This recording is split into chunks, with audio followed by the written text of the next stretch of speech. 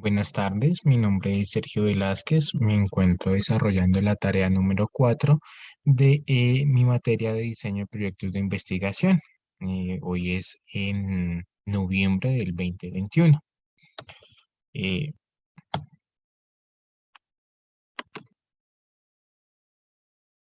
en esta presentación vamos a ver lo que es el grado de manipulación de la variable independiente. Estas son las diferentes modalidades que tenemos o en las que podemos manipular la variable para obtener los diferentes datos en nuestro experimento. Mínimo son 2 grados que se deben utilizar y cada nivel o grado implica un grupo de experimento. Se recomienda siempre tener por lo menos 2 grupos de experimento.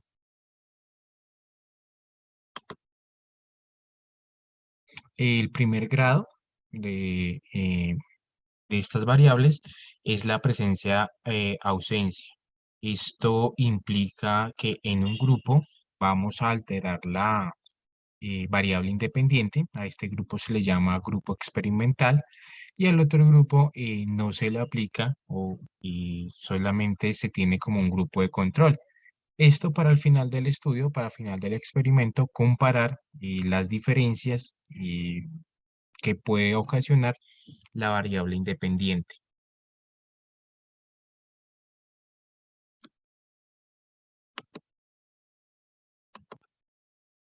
Otro de los grados es cuando ya hay más de 2 grados. En en esta situación, lo que se hace es que no solamente se aplica la variable en un grupo, sino se varía también la cantidad de esa variable.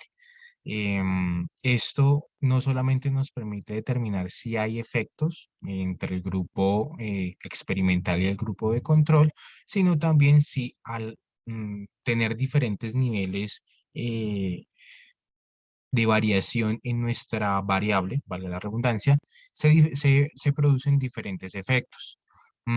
La cantidad de niveles que se pueden poner en un experimento dependen únicamente del planteamiento del programa. No es algo específico, sino que el programa es el que determina cuántos niveles podrían haber.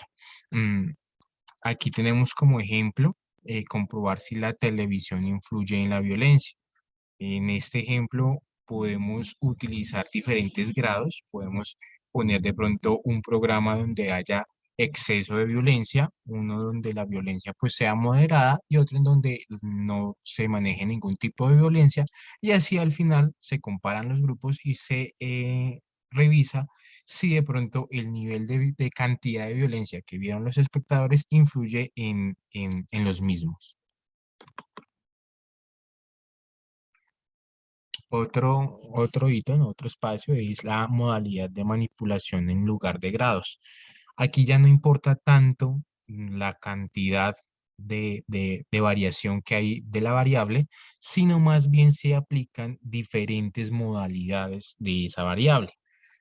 Aunque en algunos aspectos, en algunos experimentos, sí es necesario tanto aplicar la diferente modalidad como diferente cantidad. Todo eso lo determina el experimento.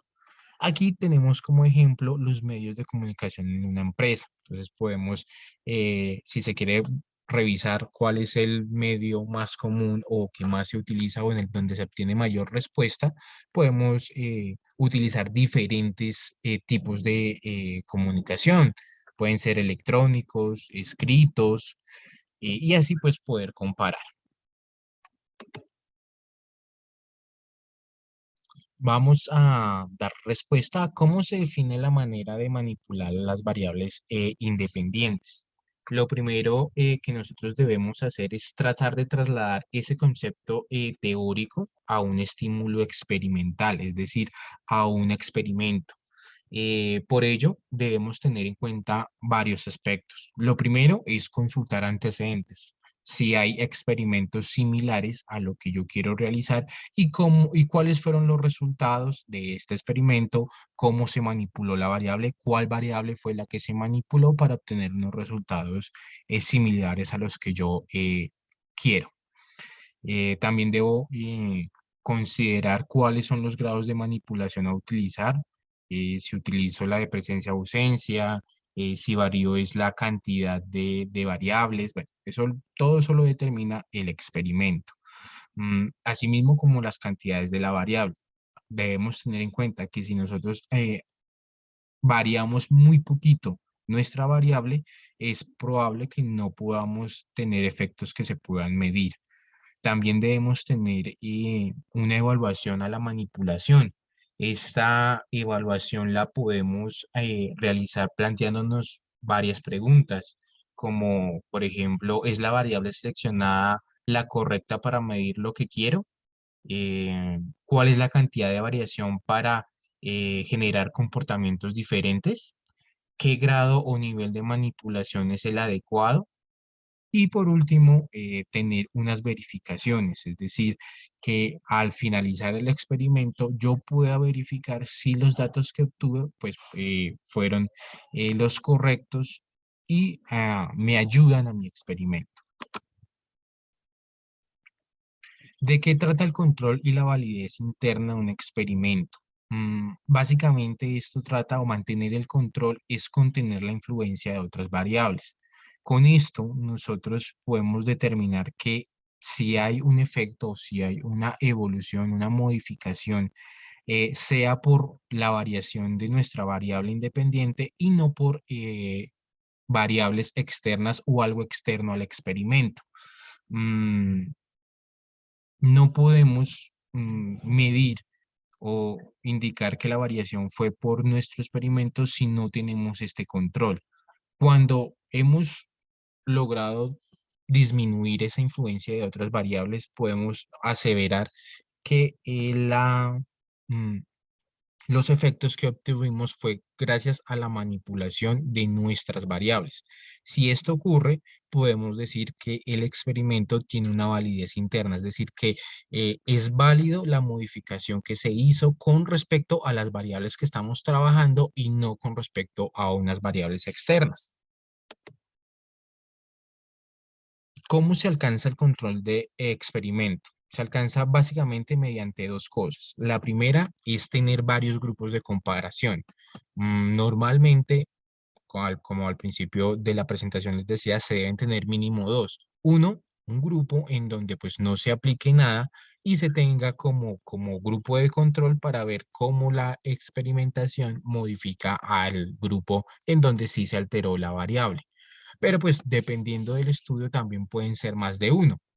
Mm, lo otro es que estos grupos deben ser equivalentes. Para lograr mantener el control y decir que hay una variación o no, los grupos, tanto el de control como los experimentales, porque pueden ser más de uno, deben ser equivalentes. ¿Qué quiere decir? Que deben tener características similares. Lo único que va a variar es nuestra variable independiente.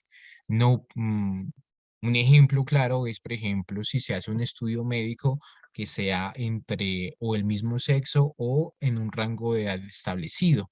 Mm, a eso hace referencia. Si se mantienen los grupos, varios grupos de comparación y estos grupos son equivalentes, podemos decir que nuestro experimento tiene un control o ha alcanzado un control. Mm, También vamos aquí a mirar la función de la validez externa. Esto nos indica o lo que nos dice es qué tan válido es nuestro experimento fuera de las condiciones en las que lo realizamos. Entonces, aquí nos preguntan qué tan generales son los resultados, es decir, si esos resultados se pueden aplicar a otros grupos, a otras poblaciones o solamente se obtienen esos resultados en un grupo específico.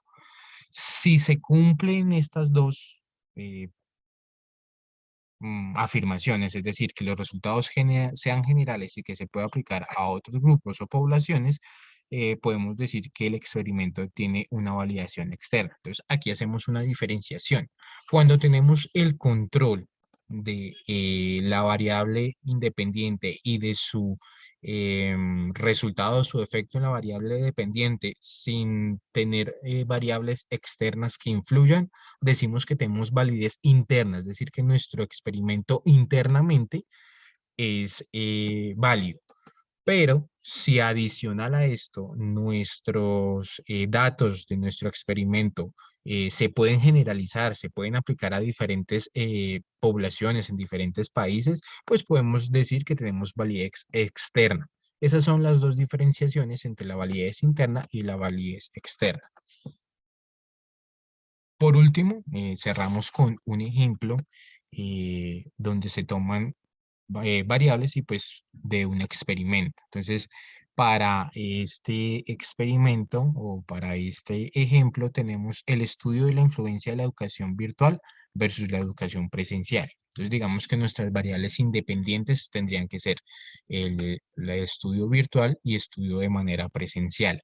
Y nuestra variable dependiente o la que vamos a poder medir es el nivel de aprendizaje del alumno. Es decir, si hay o no una diferenciación entre el nivel de aprendizaje entre los estudiantes que están en la modalidad virtual y los estudiantes que están en la modalidad presencial.